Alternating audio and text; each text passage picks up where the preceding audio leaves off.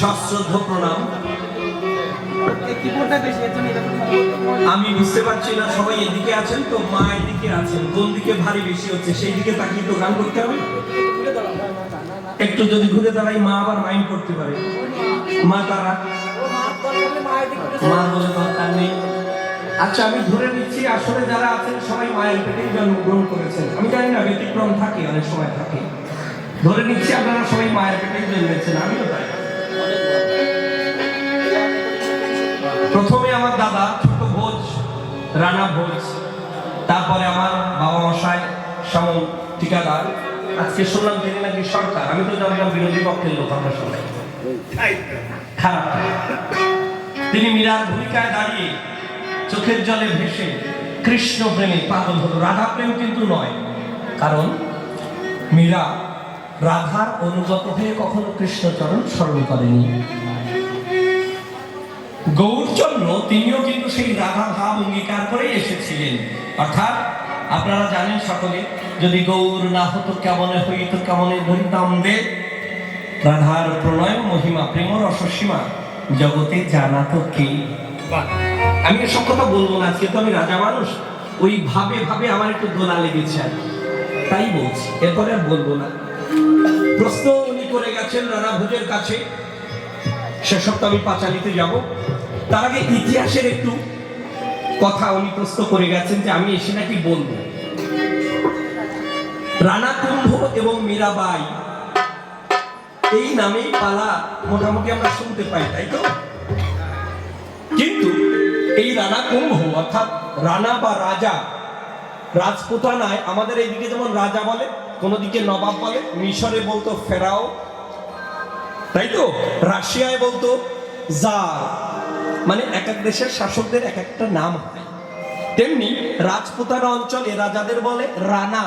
রানাজি মাফকাররা আপনারা শুনে থাকবেন গান। রানা মানে রাজা।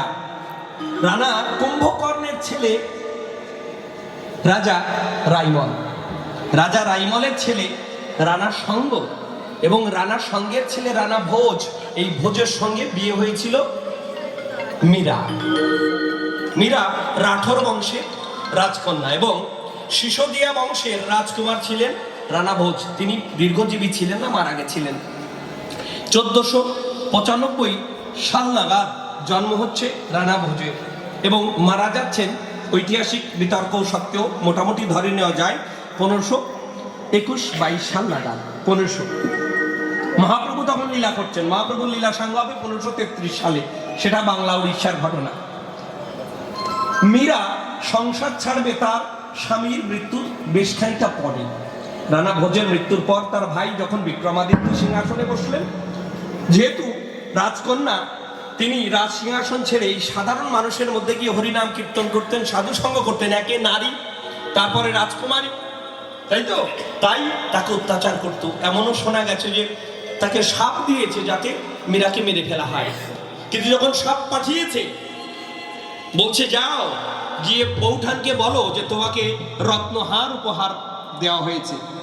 কিন্তু যখন মীরা সেই ডালা খুলল, সাপের ডালা হয়ে গেল হীরের মালা। আবার মরার জন্য তিনি যখন ঝাঁপ দিতে গেছেন নদীতে, তখন যেন কৃষ্ণ পেছন থেকে বলছে, stop Meera, you are now free from all mortal relations. তুমি এখন থেকে জাগতিক সমস্ত সম্পর্কের ঊর্ধ্বে, তুমি মুক্ত। You are and will be always mine. তুমি এখন থেকে আমার এবং চিরদিনই আমার। কাম টু বৃন্দাবন, তুমি বৃন্দাবনে চলে এসো। এটা আমি পড়েছি। কেন? মীরার জীবন সম্বন্ধে ইতিহাস তেমন পাওয়া যায় না, লোককথা বেশি। কেমন?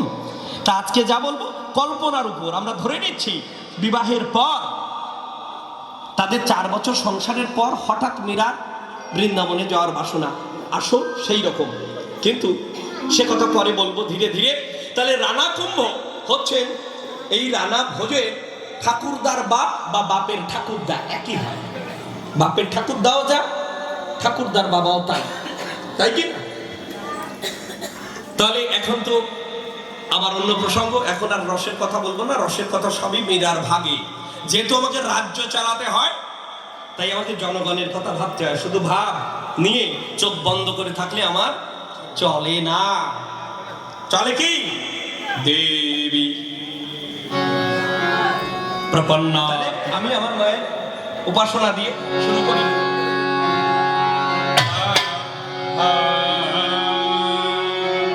দেবী প্রপন্না তিহারে প্রসিদ্ধ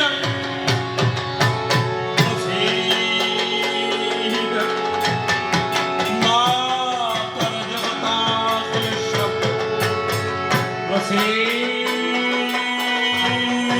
বিশ্বশ্বরী প্রসিদ্ধ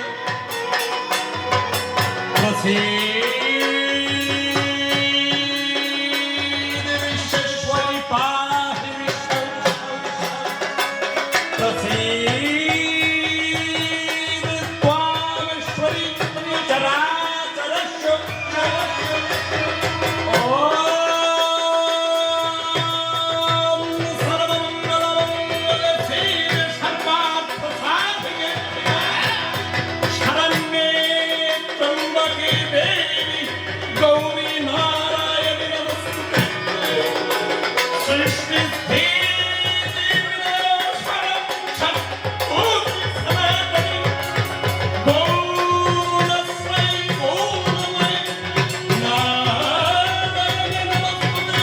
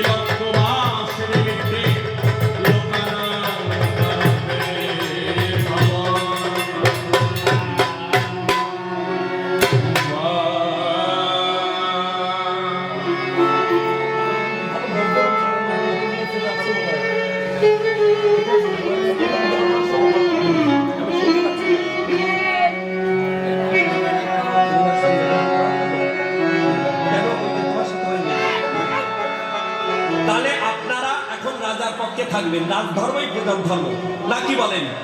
শুধু শুধু ব্লাসফেমি কেস নেবেন কেন? রাজদ্রোহী কেস খাবেন? দরকার নেই, তার চেয়ে রাজার সঙ্গেই থাকুন। তো মীরা কি বলে গেছে কার নেগেটিভ যাইয়ে মার তত্ত্ব বলে কারে মহাবিশ্বে চরাচরে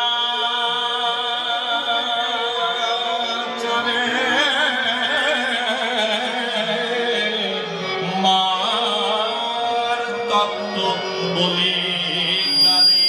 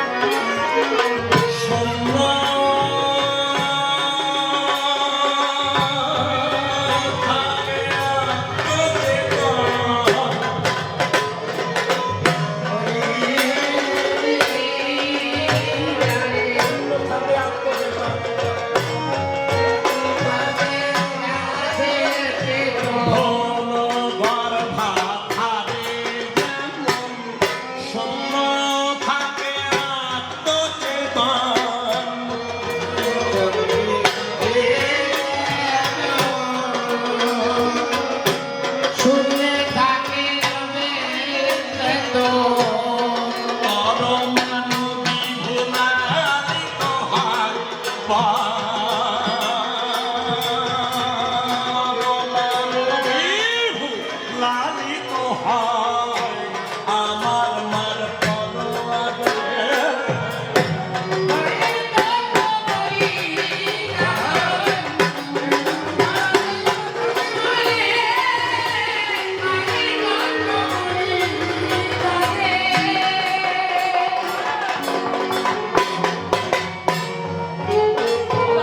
প্রথম প্রশ্নের উত্তর হোক গানে গানে, তারপর যাব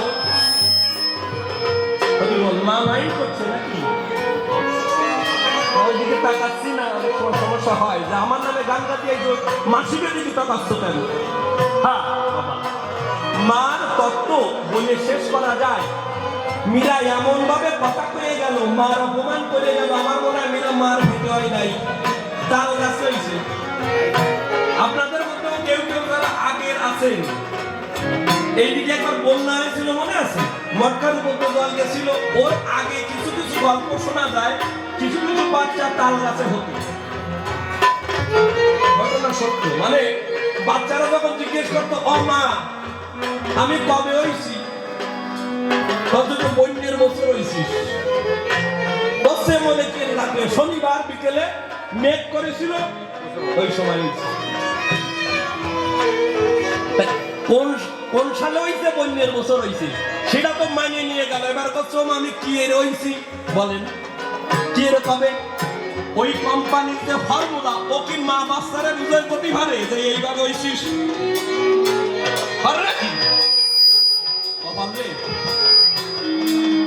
তা কখনো কখনো মারা বলতো কেউ পশু বলাতে খুঁটিয়ে আনিছে, কারো কত তাল গাছের থেকে আনিছে না, ওই যে কটা তাল গাছের থেকে সালমাই ওই কটার মাথায় ব্যথা বেশি, দেখবেন হাত দিয়ে দেন মনে হয় যে পড়িল ছোটবেলায় তাল গাছের তো দবে খুঁটিয়ে আনিছে, মাথার ব্যথা রয়ে গেছে। মাথার ব্যথার কাহিনী তো অনেকে খোঁজেন, আয়ুর্বেদ খোঁজে কেউ, ড্রাগিস কেমিস্ট করে, আসল তো ওই জায়গায় তাল গাছের থেকে মরা বাচ্চা এই মাথার ব্যথা বেশি।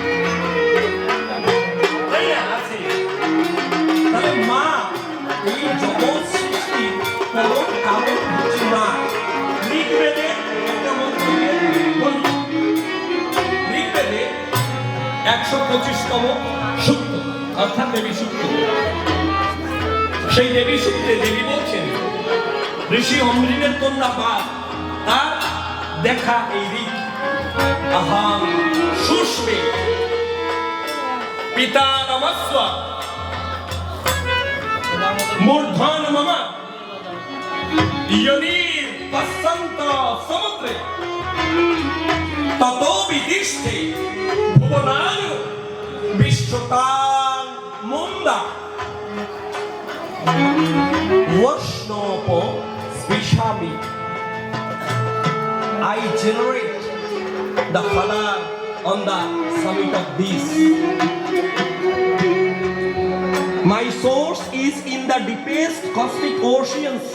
From there, I spread among all the creatures. Alongside that, with pervading and vertex, I touch the sky. মা মনে মাইন্ড করে নাকি? না, বেদের মন্ত্র ভালো হচ্ছে না। আমি তো ভালোই করলাম।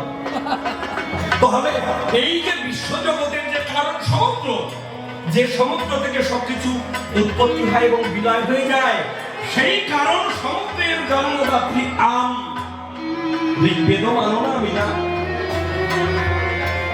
শ্রুতি স্মৃতি বিরোধেশ শ্রুতিরেব গরীয়সী। যদি শ্রুতিতে এবং স্মৃতিতে কখনো দ্বন্দ্ব হয়, শ্রুতির কথাই জগৎ মান্য, বেদের কথাই মান্য। বেদে বলছে মা আমি এই জগৎ সংসার সৃষ্টি করেছি, সব কারণের কারণ যে তাকেও আমি গর্ভে ধারণ করেছি। তুমি তো বলে গেলে মীরা ঈশ্বর পরম কৃষ্ণ সচ্চিদানন্দ বিগ্রহ অনাদির আদি কারণ সর্ব কারণেন কারণম, অনাদির আদি গোবিন্দ সর্ব কারণেন কারণম। ওই সব কারণের কারণ যা আমার মার পেটে থাকে তা বোঝা গেল। সবাই মার সা বিপদে পড়লে মারে ডাকা লাগে সবাই। ব্রহ্মবৈবর্ত পুরাণ পড়ে দেখা, সেখানে কি বলছে? প্রথমে পূজিতা সাচা কৃষ্ণেন পরমাত্মনে, প্রথমে পূজিতা সাচা কৃষ্ণেন পরমাত্মনে সৃষ্টাদ্যৌ গোলকে রাসমণ্ডলে। এই সৃষ্টির শুরুতে রাসমণ্ডলে ভগবান কৃষ্ণের দ্বারা পূজিত হয়েছেন স্বয়ং মা মহামায়া জগদ্ধাত্রী জননী। কি বলেছে সেখানে? কৃষ্ণ স্তুতি করছেন, ত্বামেবা সর্বজননী মূল প্রকৃতিশ্বরী ত্বামেবাদ্যা সৃষ্টবিধৌ স্বেচ্ছয়া ত্রিগুণাত্মিকা। লিখে নাও, বাড়িতে একটু পড়াশোনা করো। লেখা আছে মার পূজা করছে সে। তাহলে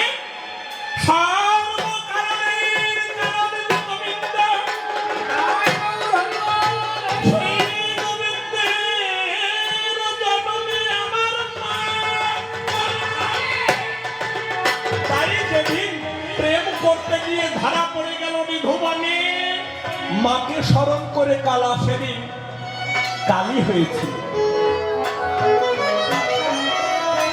এই জগৎ সৃজনের আগে কারণ সমুদ্রে যখন ভগবান বিষ্ণু শায়িত ছিলেন যোগনিদ্রায়, তখন তার ডান কানে যে ক্ষয় হয়েছিল কর্ণমল, আর বাম কানের যে ক্ষয়, আমার একটু ডান বাম উল্টো হয়ে গেছে, ভগবানের তো ঠিক আছে, মানে ডাইন বাম আমার ডাইন বাম, আপনাদের পাড়ায় কিরকম জানি না। এক নামটা হলো মধু, আর একটা হলো কৈটক।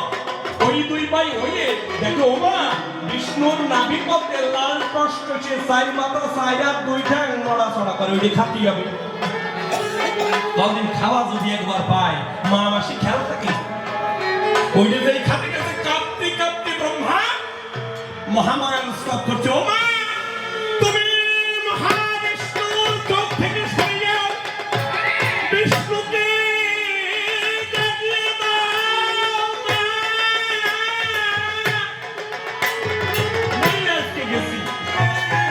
মা যখন বিষ্ণুর চোখ থেকে সরে গেল, বিষ্ণুর তখন ঘুম ভাঙল। তখন বিষ্ণুর সঙ্গে যুদ্ধ হলো মধুকৈটবের 5000 বছর ধরে। তারপর মা মধুকৈটবের হৃদয়ে গর্ব দিল। তারা বলল, বিষ্ণু তোমার সঙ্গে লড়াই করে আমার মন প্রসন্ন, বলো কি বর চাও। বিষ্ণুর মাথায় বুদ্ধি হয়ে আমার মা পরামর্শ দিল, মানো না? মার্কণ্ডেয় পুরাণ পড়ে দেখো, 14তে লেখা আছে, ইয়া দেবী সর্বভূতেষু বুদ্ধি রূপেণ সংস্থিতা নমস্তস্যৈ নমস্তস্যৈ নমস্তস্যৈ। আমার মা তাহলে বুদ্ধি রূপে যখন মার দিল,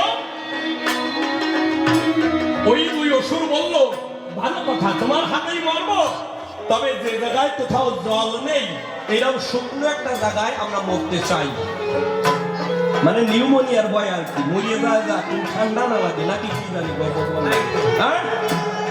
বিষ্ণু তো চালাক কম না, স্কুলে না গেলে কি হয়, বললো আমার উরুর পরে মাথা পেতে দাও।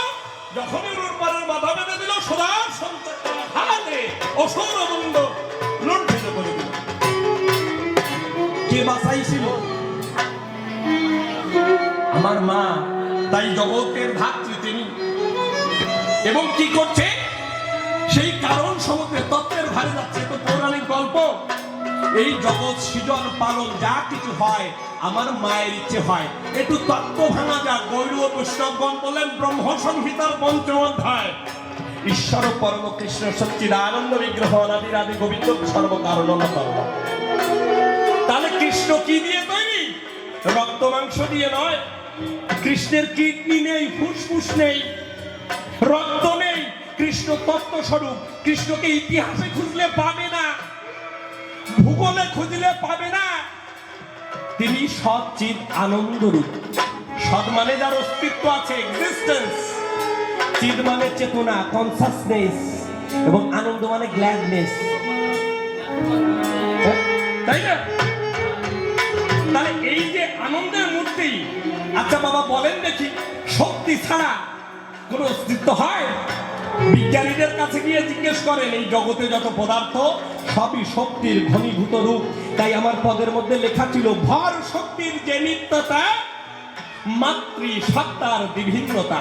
অর্থাৎ যা মাস, যা এনার্জি, তা আমার মায়ের দুই রূপ। Conservation, law of mass and energy. একটু ফিজিক্সেরও পড়াশোনা মিরাজ করা দরকার। কি বলেন দুলিদা? পড়াশোনা করে না, কোন বৈরাগীর গান শুনে ঘর ছেড়ে চলে যাচ্ছে। আরে তুমি চলে যাতে চাও, বগুলাতে অটো ভাড়া যা লাগে আমি দেবো, তা ভূত হয়ে যাবো। তুমি কিসের জন্য যাচ্ছ? গল্প কি দিল, ডুলি নাকি 5টা বিয়ে করতে পারে। আমি রাজা মানুষ, কেন ছেড়ে দিচ্ছি না? আরে আমার রাজ্যের একজন প্রজাকে তাই আমি অন্যায় ভাবে সাজা দিই না, বেশি কথা বলি না। আর আমার সে নিজের বউ, বিয়ে করা বউ, 3বার মা কালীর কিনে দিয়ে বিয়ে করা বউ, তারে আমি এত সহজে ছেড়ে দেবো? বিয়ে করা বড় কথা নয়, কমিটমেন্ট বড় কথা মীরা। আর তুমি বললে তোমার সাথে যদি আমারে তোমার বাবা বিয়ে না দেয়, আমি নাকি তোমার কামান দিয়ে পোড়ায় দেবো। কপাল রে। আচ্ছা, ভারতে কামান আইছে কত সালে? ভারতে প্রথম হাত কামান নিয়ে আসে বাবর। 1526 সালে পানিপথের যুদ্ধে প্রথম ব্যবহৃত হয়। এই জন্য যে ভূমিকায় যাও না কেন, একটু হোমওয়ার্ক করে আসা প্রয়োজন হয়। তাহলে মীরা স্বামী ভদ্রাজা 1922, 23, 24 নয় মরে গেছে। আর আমি নাকি তার বাপরে কইছি 8টা মান দিয়ে ফোড়ায় দেবো। বলেন দেখি মহিমা এর ফরারে সহ্য করা যায়? এত বড় মিথ্যে কথা কোনোদিন না। তাহলে বোঝেন ইতিহাসে কত বড় কাঁচা। তাহলে মীরা মেনে নাও যে আমার মা সবকিছু। ধরেন আপনাদের খুব প্রেম পাইতে পায়, প্রেম পায় না? ওই যে যেমন বাচ্চাটার বলছে, হই আমি গান গাবো, ওর যেমন গান পায়, আপনাদের তো প্রেম পায় নাকি পায় না? সব না, অনেক অঞ্চলে পায় না। যারা জামা পাথরের অবতার, তারা কিন্তু প্রেম পায় না। সুখেষু বিগত স্পৃহা, দুঃখেষু নিরুদ্বিগ্ন মনা। সুখেও কোনো বিক্রিয়া নেই, দুঃখেও কোনো প্রতিক্রিয়া নেই। তার মানে কি? নির্বিকার। তার মানে প্রেম আছে। আচ্ছা ধরেন, ধরিয়ে নেন একজনের সাথে একজনের প্রেম হয়েছে, ধরেন তাদের সাথে মরি হয়েছে, ঘরে ঘরে করে দিলাম। কি অসংখ্যতা করতে যাবো কেন? ঘরেরটা ঘরে সামলা। প্রেম পাইছে, এবার সন্ধ্যে 6:30টায় গোলপিন্টের শাড়ি পরে গড়িয়া হাটের মোড়ে আসতে পারি ঠিক সন্ধ্যে 6টায়, 4:30টায় লুজ মোশন হয়ে গেছে। আরে কপাল। লুজ মোশন মানে যাবে এই দিক দিয়ে কঠিন তরল, আর ওই দিক দিয়ে খালি বেরোবে তরলের গরম। এসে ভালো করে আমি করতে পারবো না, বায়না এমনি কম। এইসব অসলি কথা বললে আরো ডাকবে না লোকে, ও খাবো না আমি।